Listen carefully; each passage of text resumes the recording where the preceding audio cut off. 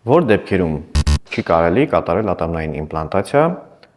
եւ կարելի անել միայն խնդիրը լուծելուց հետո։ Որոշ էնդոկրին խնդիրների դեպքում, շաքարային դիաբետի դեպքում, երբ խնդիրը կոմպենսացված չէ,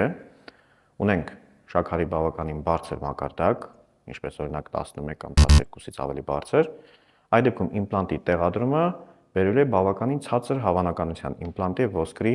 կապի ստեղծման։ Այսինքն տեղադրված իմպլանտների կեսը եւ նույնիսկ ավելին կարող են չինտեգրվել ոսկրի հետ եւ վիրահատությունը անիմաստ լինի։ Հաջորդը վահանաձև գեղձի չկոմպենսացված խնդիրների դեպքում։ Այս դեպքում նույնպես խանգարում է ոսկրի նյութափոխանակությունը եւ առաջանում է ոսկրագոյացման եւ ոսկրի քայքայման process-ների դիսբալանս, ինչը բերում է նրան, որ իմպլանտի շուրջը ոսկրը սկսում է ինտենսիվ քայքայվել եւ իմպլանտը պարզապես չի ինտեգրվում ոսկրի հետ։ Արյան մեջ խոլեստերինի բարձր մակարդակը նույնպես բերում է նրան, երբ ոսկրի գոյացման փոխարեն իմպլանտի շուրջ առաջանում է ֆիբրոզ հյուսված, ինչը իհարկե բերում է նրան, որ իմպլանտը կպնում է ոսկրին, բայց ոչ ոսկրային կապով եւ նրա վրա հնարավոր չի լինում պատրաստել ատամնային կոնստրուկցիաներ։